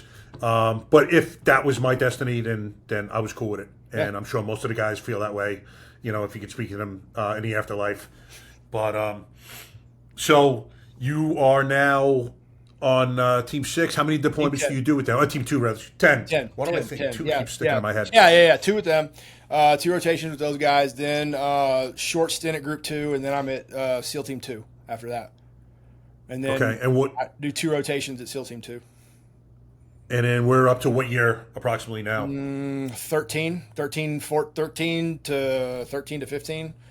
Okay. In that time. Go back to Afghanistan. And you're a career man, right? For all intents and purposes? Yeah, absolutely. Man. I never really thought of it as that. I just doing my job, and wherever it takes me, it takes me. And the day I stop having fun is the day I'm done. I did Team 2, did another Afghan deployment. After that, what we do? We hit Bahrain, did the Arabian Peninsula, all countries around there, and came back. Then it was back to the scene of the crime. Went to Marine Corps University to Command and Staff College. Got my master's degree and did some education there. Post for like command type stuff, education. And after that, then went to Group 10, which was the unmanned systems. Wanted to do something a little different. Unmanned systems, and then the special reconnaissance teams are also there. And then Can you tell what's the difference between teams in terms of special reconnaissance? So what's your job as opposed to what you would have been doing on another, Team 10? So the SEALs lead a lot of the combat technicians within that, but it's all a lot of technical stuff, right? The drones, whether it be in the water, under the water, over the water, things like that. Guys that did human intel, they did things like that. Some of it I can get into, some of it right, kind of skirt the line a little bit, but whatever you can think of in the terms of observation and reconnaissance of things that we need to take a look at around the globe. And then once that happened, I went to Group 8. Group 8 merged two other groups, so we brought the SDVs in, the SEAL Delivery Vehicle teams in, and got to learn some underwater stuff, another tool in the toolkit. And about that time, that was when I was starting to get some pretty gnarly issues going on in my head. TBI type stuff. I'd been blown up 5 times, and I'd been in 2 helicopter crashes. And wow. And come to find out more and more, when you figure out you have something, you start studying up on it, right? So yeah, of course. You get micro TBIs, like even from shooting without hearing pro. So you talk about that, it's like, oh God, the amount of times getting slammed on the boat and in vehicles and bouncing all over the place and slamming your head and getting knocked out in fights, and you're just like, I can't believe I'm functioning right now. Wait, am I? Who am I? No, but I was having really bad TBI type stuff. I was getting really bad brain fog. I couldn't remember why I was going into a room, and not because I'm old, but but it was just like I physically identify things. I'd know that, hey, this is a television, but I couldn't remember that it's called a television. I'd start off-ramping in conversations where I'd be going down a train of thought to get to a place, and I'd off-ramp and then circle around and then circle back until I figured out what the heck it was I'm talking about. Sometimes I got there, sometimes I didn't, but I realized it was a thing, and I was like, man, maybe we need to go get checked out. So I went to home base up in Boston, got my head looked at, and that's when they found out I had a couple of hitchhikers in my head, man, and had a brain tumor and a cyst, and that kind of was an all-stop situation. And they monitored it for 3.5 years, charted the growth process enough to where we could back plan to where we think it came from, but hard to tell. And it was either going to shrink, which was the least likely. It was going to harden up and just be a rock in my head, which, that was, maybe that would happen, but they said most likely it's going to keep growing and it's going to end up killing you. And I was asymptomatic, which was strange for the tumor anyways, and the cyst, which was pushing my brain forward inside my skull. But they finally made the decision of, hey, we're going to go in and dig it out, and I ended up having that surgery. So, wow. And this was when? This was 2022? And the symptoms that you were describing were actually from TBIs. Yeah. This is actually a separate issue. I was literally having TBI problems, but they also found this going on, because the first thing they did was a neck and brain scan. And then they came in and sat me down, and instead of talking to 1 people, I'm sitting there talking to 8, and I'm like, what's the party? And they go, sir, please sit down. I'm like, why? Did you find a tumor? And they're like, sir, please sit down. I'm like, oh, okay. You have my attention. And they went and told me, and you get a mentality of how just where the mind goes, right? They're like, they go in for a hug or whatever. I'm like, don't touch me, I'm fine. And they're like, what? I said, well, I got about an hour and a half till the next meeting with you guys, right? And they go, yeah. I said, okay, cool. Where's your gym? And they went, what? I said, where's your gym? And they're going, we just told you this, that, and I'm like, cool. Is anything that I'm going to do right now going to make it worse? No. Okay, cool story. This is how I process things. Iron therapy, and plus I need to go work shoulders. So where's your gym? Went and trained, had a great workout, and then we were off to the races. Just, again, it's worrying does nothing. So just analyze it, do what you can do. Whatever's going to happen is going to happen, and then we're off to the races, man. It's just another hurdle, just another obstacle. And it was. Yeah. And got everything taken out, and a couple of cool stories came from afterwards on resiliency and whatnot, and just me being hard-headed but setting goals and keeping to them, right? So that's where the 5 to 500 story came out. And then, trying to get in as good a shape as I possibly can. And I wrote the Road to Strength little manual of everything that I did for anybody else that gets brain surgery. This is the capacity of what it takes a human to get back to where they were at, maybe in an extreme manner, but prior to surgery. So to help people out. So. And did you have to essentially relearn everything, walking and things like that, or not really? It wasn't. Well, I mean, no, it wasn't really functionality. I mean, it was Okay. more of a how do we get to where we're healing, and everything that the brain does, as far as balance and walking. Yeah, I had to teach myself how to walk and all this other stuff again. But I told them they didn't really know what to do or how to handle me because I was in ICU, and of course I walk out and I'm like, man, it's really dead in here, and they're like, and I'm going. Kidding. I get where I'm at. I understand. Joke. But it just, they couldn't understand the constant jokes, and that's how we deal with things. But had everybody rolling. It was great. But again, that's part of the PMA. It's part of the healing process, right? Because it's like, Don't feel sorry for me or anything like that. I got a really cool scar now, and I've got Terminator parts in my head. Awesome.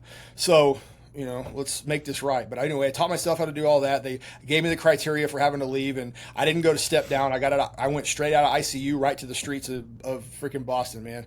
And I went to the gym that first day, and I said, what can I do? He said, lift 5 pounds. That's all you can do. And I said, well, how do I know when to stop? He goes, well, if you hear or feel a pop, that's bad. And I was like, is there anything leading up to said pop that I'll know and figure it out? It's like, all right, cool. It's different for everybody. Got it. So I got 5 pound weights, and I got a picture of it or whatever. And, pressing the 5 pounders up, and all of a sudden it feels like somebody's inflating a balloon inside my head. Well, Dum says you inflate a balloon too much. Guess what happens? Pop. Pop is bad. Yeah. I'm going to let this be my thing. Come down the next day, do it again. I got a few more reps before I felt that feeling again. And I went, we're on to something. So my fantastical reptilian brain goes, we need a challenge. All right. So I said, in 1 year, I'm going to go from benching 5 pounds to 500. And I'm going to be the first brain tumor guy to ever do that. So, because I'm guessing I am. I don't know. But it's just one of those things where I made a stupid goal. But I did it in 362 days.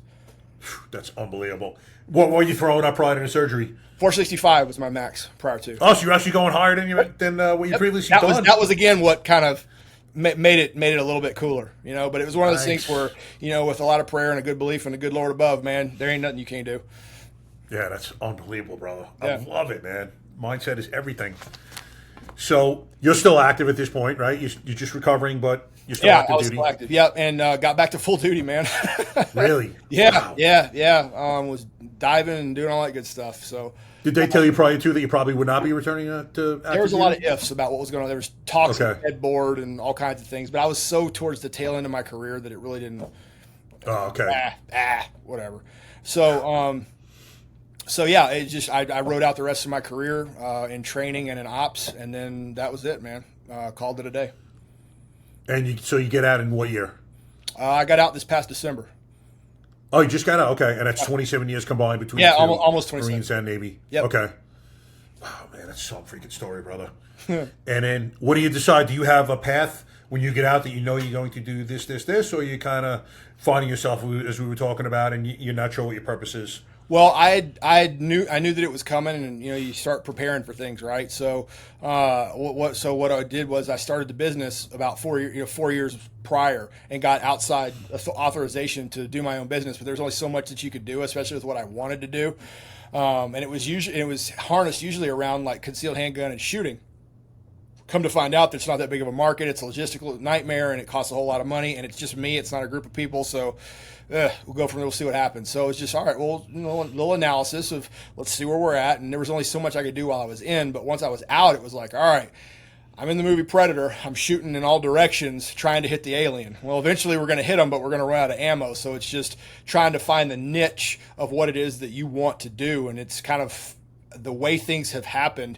It's become speaking. It's become doing the motivational speaking, doing the storytelling and the keynote addresses and speaking, and then there's the team building, business optimization, and then there's the wellness piece, right? So taking everything that I've learned from the strength side and getting picked up by Westside Barbell and learning their stuff and understanding Bulgarian Russian training, a hybrid, pulling it into the conjugate system, and then everything that I learned about the biomechanics, physics, and math of the body. And I'm getting a sports management master's degree right now from A&M, and it's just putting that together into wellness to be able to like either train people, adapt their strength programming, whether it be for the entire like Marine Corps or Army or whoever, or if it's you're a wellness center and you want to touch things up and want to try something a little bit different, or a clinic, or hey, if you want just individual programming, we can do that too. And then also speaking on that too, right? So on the sleep part of it, the nutrition side of it, and the fitness, and how they all go together in this Venn diagram that I have towards wellness, and doing that within another Venn diagram that is mind, body, spirit. And that kind of goes into veteran stuff and, doing a lot of other fun things. But it's usually three things: the speaking, business optimization, team building, and wellness. And that's in terms of wellness. Are you essentially focused on powerlifting, or do you work with bodybuilders sometimes? So that's my side gig right now of for the wellness thing of being able to lead from the front, lead by example, and I'm not going to ever be a has-been. So yeah, I'm competitively powerlifting right now. Did good at state, took 2 records there, and got qualified for nationals coming up here in November. Nice. Yeah. Good luck to you. Yeah, hey, did you ever run? Have you run across a kid named Noriega? I think his name is Christian. I'm forgetting. He was on the USA powerlifting team. No. I used to work. So when I was in Suffolk County, we wouldn't have daily roll calls. We would turn out of firehouses this way. Instead of having everyone hit the central location, everyone was stationed throughout the precinct. Yeah. And the individual firehouse that I turned out of, his mom was a medic. Okay. So she starts, it's funny because parents will sometimes talk about their children. He does this and that. She's mentioned powerlifting. I'm like, yeah, okay. All of a sudden, she's throwing on a vid, and this kid's throwing up. I think he was deadlifting like 800 or something like that. And I see him with a USA shirt. I'm like, whoa. She's like, hey, Team USA. I'm like, what? Yeah. Oh, he's the real deal. And I was looking up, and this kid's the real deal. That's awesome. So, I was just curious if you ever run across him. Yeah, monster. That's great. Love it. Smaller in stature, but the strength is just sick. Yeah, it's it depends. It's awesome. It's crazy what people can pick up and put down, man. Oh, it really is. Oh my God, they're like they're physical specimens. There's no other way to describe it. Like absolutely, some of these strongest. I love watching strongman competitions. Oh yeah, because the endurance that they have, in addition to that size. Yeah, you're talking about like 400-pound guys who are still needing good cardio, and it's incredible what these cats are doing. Oh yeah, so athletic, fantastic. Absolutely fantastic. Yeah, it really is. Yeah, the way that sport's evolved too. I love strength sports, man. Absolutely love it. So yeah, I love all those guys, man. Love watching them. That's great. Like adapting different training mechanisms with them and talking strength and everything. It's great, man. Cool community too. Yeah, they are. Now, do you individually coach? So if someone wants to get in touch with you, they've seen your story, and they want to work absolutely. with you. 100%. And the best ways to get in touch with you for something like that is Instagram, or so you can go Instagram, you can do LinkedIn, or what's you Instagram? Or you can go through our website. So the Instagram, you can do Divine Savagery, or you can go to raise.your.horn. It's Instagram. For LinkedIn, it's just Tommy Richardson, and then it's www.divinesavagery.com, and you can hit me up there. But Tommy@divinesavagery.com, you can email me, and we can talk whatever it is. If it's strength programming, you want me to do it for yourself individually, or if your system is not broken but maybe needs another tool for the toolkit for whatever your programming is. If you're a strength wellness, if you're military, soft, first responder. Doesn't matter. That's fine. But like I said, speaking is the main thing right now. But I love doing the wellness bit and the wellness piece and the strength bit, and then any team building or leadership stuff too. No, that's fantastic. And links to everything you're going to meet in the bio, guys. It's funny, I'm entering the public speaking arena myself shortly. I'm actually attending Jason Redmond's summit next month. And he lives out here. Oh yeah, yeah. He lives like maybe they're like his wellness center is like 15 minutes from my house. Oh really? Yeah. Uh-huh. Yeah, I actually helped out his daughter, Sierra. She's started up a strength program at their wellness center, and I'm helping them out. Ah, that's great. Yeah. Not that I'm trying to talk personal stuff here, but I'd love to when I'm out there in August. Maybe I'll see if I can get together and get together for lunch with you. Love to meet you in person. Let's go. But brother, it's fantastic. All the stuff you're doing, your career, your life is worthy of a book. So anyone's listening, man, this man has done it all. You know, I love it. I love what you're doing. I love how you're helping people. It's amazing. You served in one capacity in your military career. Now you're serving in another. And just, it's such a noble purpose, everything you're doing. I mean, I truly love it. And we need guys like you to show everyone the way, so to speak. And, you know, when guys and girls are seeing, mostly guys are seeing a guy like you, Alpha, talk about the things he's been through and you know, some mistakes he's made and, you know, the power in healing, it helps them identify, just like what happened to me with Eddie Penny, and you're changing people's lives. And to me, it's no more noble of a purpose. And, you know, it's a beautiful thing, to be honest with you, brother. And I thank you for your service and everything you've done. Likewise, man. Love what you did. Love what you're doing, man. You're doing everything for the better. Thank you very much. You know, it's my life's purpose. Heck yeah. And it was truly an honor, and I'm humbled to have had you on the show. Pleasure. And hopefully we'll definitely meet in person. Yeah, We'd love to do so. I'm game. Yeah, absolutely, brother. So, guys, I hope you like this episode. If you do, hit like and subscribe, and we will see you soon. Tom, thanks you once again.